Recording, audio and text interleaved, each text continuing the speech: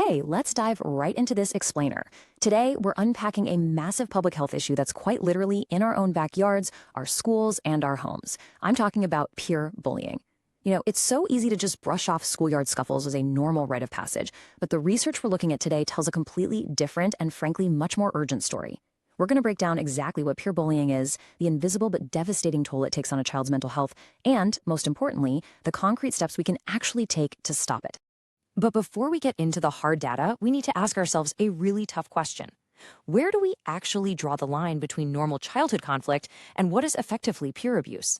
It's so tempting for adults to wave off a nasty comment as, oh, kids being kids. But true bullying, it's not a fair fight between equals. It is the systematic dismantling of a child's fundamental sense of safety.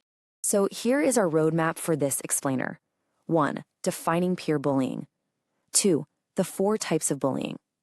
3. The invisible wounds, covering the impact. And 4. The shield, focusing on prevention and intervention.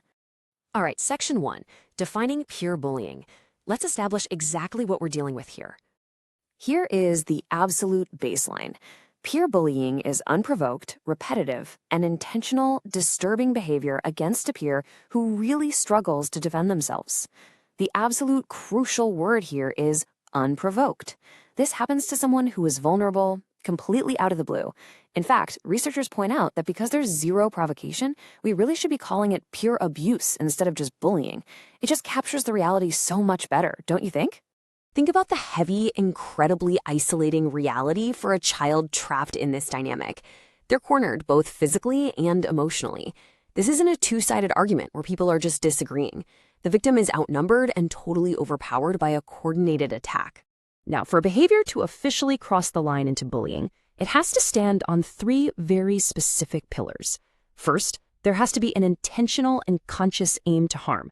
If a kid accidentally bumps into someone in the hall, that's not bullying.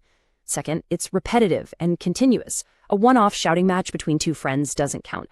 And third, there is a serious power imbalance. So you need all 3.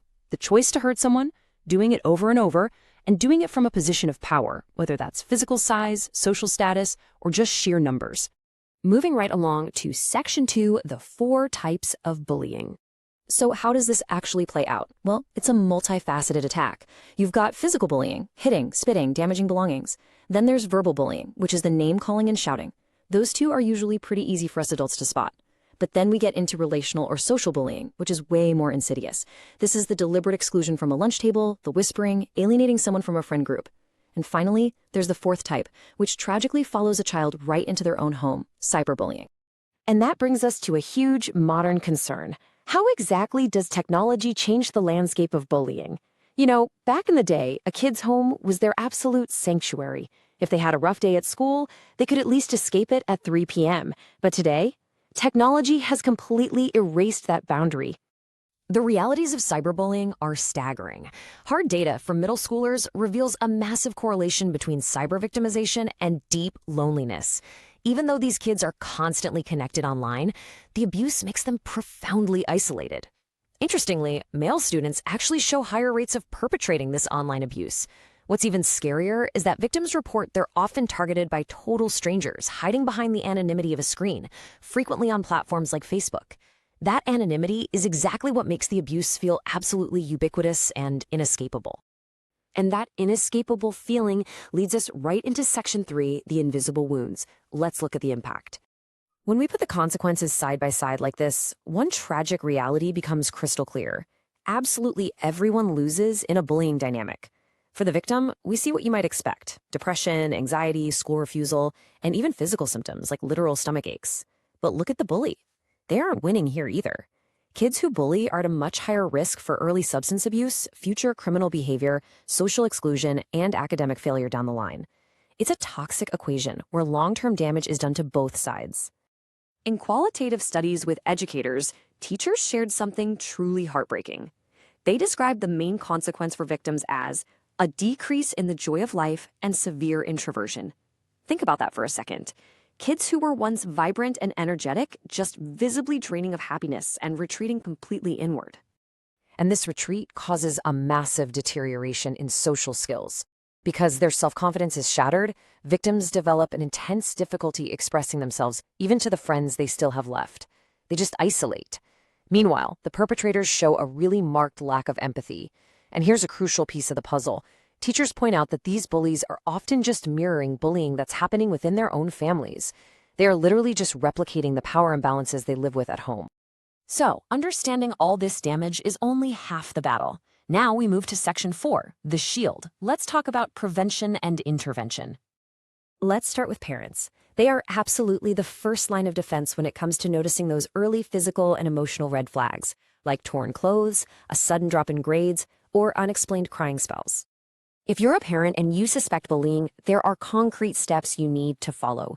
First, talk openly and make sure your child knows it is not their fault. Second, help build up their social and emotional coping skills. Third, contact the school immediately to collaborate. You cannot fix this in a vacuum.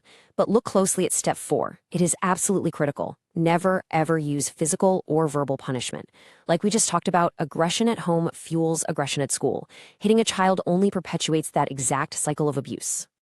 Now, while parents are securing the home front, teachers hold an immense amount of power to change the school environment. They act as the ultimate shield during those school hours.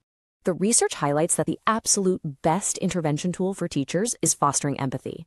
By creating a democratic classroom where kids feel heard and respected, teachers eliminate the breeding ground for power imbalances. Teachers also need to set crystal clear rules against bullying. They need to keep a really close eye on shifting peer dynamics, especially watching out for kids who suddenly go quiet. And of course, they have to cooperate seamlessly with school guidance counselors and families. So, whether you're a parent, an educator, or just someone in the community, the research makes it undeniable. Peer bullying is not just some unavoidable part of growing up. It's a structural problem, and it requires a unified solution from all of us. Armed with everything we've talked about in this explainer today, I want to leave you with this final thought. How will you help recognize the signs and break the cycle of peer abuse today?